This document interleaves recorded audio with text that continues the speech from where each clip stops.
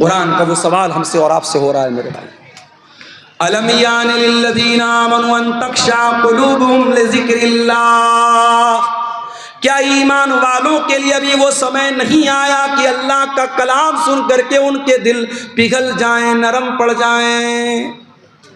आज हमारे दिल इतने कठोर हो चुके हैं, मुर्दे को दफनाने के लिए कब्रिस्तान में लेकर के जाते हैं, अपने हाथों से कफनाते हैं, दफनाते हैं, मिट्टी देते हैं, फिर भी हमको ये एहसास नहीं होता कि एक दिन हमारे साथ यही होने वाला है। मेरे प्यारे भाइयों, आज एक बंद कमरे में लाइट को बंद कर दिया जाए, पंखा बंद कर दिया जाए, कमरा बंद कर दिया जाए, चारों तरफ से पैक कर दिया जाए और उस कमरे में हमको रखा जाए, हमारा दम घुटने लगेगा, हम बेचैन हो जाएंगे। ओ लोगों, जरा तसव्वुर करो, जरा गौर करो, कब्र के अंदर जब आप जाएंगे मेरे भाइयों, हम और आप जाएंगे, उस कब्र के अंदर हमें रखा जाएगा और मिट्टी डाल करके लोग चले जाएंगे।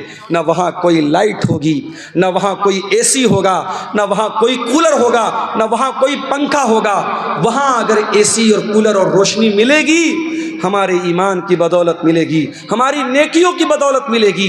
मेरे भाइयों, दुनिया में एसी बहुत लगवाया आपने, दुनिया में पंखा बहुत लगवाया आपने, दुनिया में लाइटिंग बहुत लगवाई आपने, कब्र में वो लाइटिंग कैसे मिलेगी? ज़रा इस पर भी गौर करो मेरे प्यारे साथियों। आज दिल की कठोरता का ये हाल है, दिल की सख्ती का ये हाल है कि कब्रिस्तान में मुर्दे को दफनाने के टाइम भी हमारी आंखों से ना आंसू बहता है, न हमारे दिल पर कोई असर पड़ता है। अल्लाह के प्यारे नबी एक अंसारी सहाबी के जनाजे में जाते हैं, जनाजे को कब्र में उतारा जा रहा है, लाश को कब्र में उतारा जा रहा है और अल्लाह के प्यारे नबी कब्र की एक साइड में बैठे हुए हैं और आपके आसपास सहाबा भी बैठे हुए हैं। अचानक अल्लाह के नबी ने कब्र की तरफ देखा और कब्र में होने वाला जो अजाब है, कब्र में होने वाले जो हालात हैं, उनके बारे में सोच करके अल्लाह के नबी रोने लगे। इतना रोए, हदीस के अल्फाज हत्ता बल्ल सरा, आपके आंसुओं से उस जगह की ज़मीन भीग गई, वहाँ की मिट्टी भीग गई और आपने उस कब्र की तरफ इशारा करके फरमाया, लिमिस्लि हाज़ा फ़अइदू या इख़वानी, ऐ मेरे सहाबा, इस कब्र की तैयारी करो, यहाँ तुमको जाना है, इस कब्र में तुमको जाना है, यहाँ तुमको हिसाब देना है, तैयारी करना है तो इस कब्र की तैयारी करो। मेरे प्यारे साथियों, आज हालात ये हैं, मैं आपके कटिहार का हाल नहीं जानता, मैं आपके पूर्णिया अररिया का हाल नहीं जानता, मगर बनारस के कब्रिस्तानों में मैंने देखा कि बहुत सारे नौजवान कब्रिस्तान पे बैठकर जुआ खेलते हैं, बहुत सारे नौजवान कब्रिस्तान पे बैठ के शराब पीते हैं, बहुत सारे नौजवान मोबाइल पर गंदी वीडियो देखते हैं। यानी जहां हमारे मुर्दे दफन हैं, जहां अपने अपने अमल के हिसाब से कब्र में उनके साथ मामला हो रहा है, उस कब्रिस्तान में बैठ करके भी आज इंसान अल्लाह को याद नहीं करता है, मौत को याद नहीं करता है। अलम यानि लिल्लज़ीना आमनू अन तख़शा क़ुलूबुहुम लिज़िक्रिल्लाह, ऐ ईमान वालों, क्या अभी वो समय नहीं आया कि अल्लाह का कलाम सुन करके तुम्हारे दिल पिघल जाए? उस्मान गनी को देखो मेरे प्यारे साथियों, को जोड़ना होता और उसका फायदा भी नहीं। क्या हुआ? थोड़ा धीरे धीरे बात करें। उस्मान गनी कौन है? नबी के दामाद हैं, नबी के दोहरे दामाद हैं, नबी की दो बेटियां इनके निकाह में आई हैं। उस्मान गनी वो उस्मान है, हर मौके पर अल्लाह के दीन के लिए, मस्जिद के लिए, नबी के मदरसे के लिए, नबी के सहाबा को पानी पिलाने के लिए, इस्लाम की राह में लुटाने के लिए उस्मान गनी अपनी दौलत का मुंह खोल देते हैं। उस्मान गनी ने कभी अपने कदम को पीछे नहीं रखा। वो उस्मान गनी जिनका नाम लेकर के नबी ने कहा था, मा ज़र्रा उस्मान मा अमिल बादल यौम क़त्तो, उस्मान ने इतना अल्लाह की राह में दे दिया है, उस्मान का कोई गुनाह भी उसका कुछ बिगाड़ नहीं सकता है। वो उस्मान गनी जब कब्रिस्तान से गुजरते थे, ज़ारो कतार रोने लगते थे। किसी ने पूछा, क्या है उस्मान, क्या बात है? जन्नत की बात आती है तो आप नहीं रोते हैं, जहन्नम की बात आती है तो आप नहीं रोते हैं, कब्रिस्तान को देख करके क्यों रोने लगते हैं? उस्मान गनी कहते हैं, ओ लोगों, मैंने अपने प्यारे नबी को ये फरमाते हुए सुना है, इन्नल कब्र अव्वलु मंज़िलिन मिन मनाज़िलिल आखिरह, ये कब्र आखिरत की पहली सीढ़ी है, कब्र आखिरत की पहली मंजिल है। जिसने इस मंजिल को पार कर लिया उसके लिए आगे की मंजिल आसान है। ऐ लोगों, जब मैं कब्र को देखता हूँ मुझे अपनी आखिरत याद आ जाती है और मैं अपने आंसुओं पर कंट्रोल नहीं कर पाता हूँ। आज हमें और आपको क्या कब्रिस्तान पे जाके मौत याद आती है? नहीं याद आती। आज तो कब्रिस्तान और कब्र पर भी आज मेला लगता है।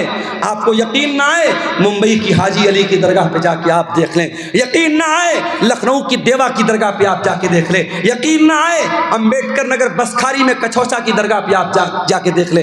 यकीन ना आए, अजमेर में ख्वाजा मोइनुद्दीन चिश्ती अजमेरी की दरगाह पे जाके देख लें। वहाँ आपको लड़कियाँ भी नजर आएंगी, लड़के भी नजर आएंगे, शिर्क भी हो रहा है, नजरों का गुनाह भी हो रहा है, बदचलनी और बेहयाई भी हो रही है। आज कब्र पे जाके मौत किसको याद आती है? मेरे प्यारे साथियों, कुरान का सवाल बरकरार है, अलम यानि लिल्लज़ीना आमनू अन तख्शा कुलूबुहुम लिज़िक्रिल्लाह। ऐ ईमान वालों, क्या अभी वो समय नहीं आया कि अल्लाह का कलाम सुन करके तुम्हारे दिल पिघल जाए?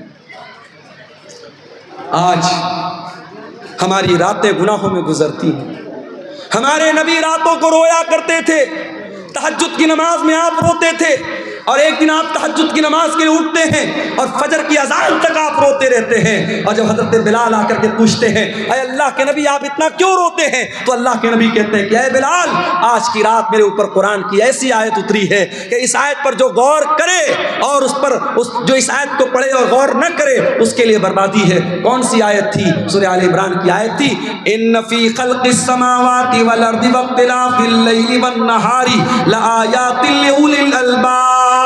बेशक उन लोगों, जमीन व आसमान की तख्लीक के अंदर और रात और दिन के आने जाने के अंदर गौर करने वालों के लिए, अक्लमंद लोगों के लिए निशानियां हैं। इन तमाम कायनात के अंदर जो गौर करता है वो अक्लमंद है, और उस अक्लमंद इंसान की पहचान क्या है? वो अल्लाह को याद करता है। वो उठते बैठते लेटते जागते अल्लाह को याद करता है। बारिश तेज़ हो रही है मेरे ख्याल से। ये एक साहब ने कुछ सवालात किए हैं, इनको देख लेते हैं। औलाद को जायदाद से महरूम करना कैसा है? गुनाह है, बहुत बड़ा गुनाह है। औलाद जितनी भी नाफरमान हो, औलाद को, माँ बाप को ये अधिकार नहीं है कि उसको जायदाद से आप कर दें, महरूम कर दें। मैं इसी कटिहार के इलाके में बयान कर चुका हूँ कि बहुत सारे ऐसे केस भी देखने को मिले हैं कि बाप की वजह से बेटे की आंख में आंसू है। बाप एक बेटे को अपनी सारी जमीन और जायदाद दे रहा है और दूसरे बेटे को महरूम कर रहा है। ये नाइंसाफी और ये अदल इंसाफ का गला घोटना, मेरे भाइयों, इसका हिसाब अल्लाह के आपको देना पड़ेगा। ये नाइंसाफी नहीं चलेगी। एक सवाल ये आया है, एविएटर में पैसा लगाना कैसा है? एविएटर हो, चाहे ड्रीम 11 हो, चाहे कोई भी ऐसा ऐप हो जिसमें हम पैसा लगा करके पैसा डबल भी कर सकते हैं, पूरा पैसा डुबा भी सकते हैं। पैसे को दांव पे लगाना ये जुआ है।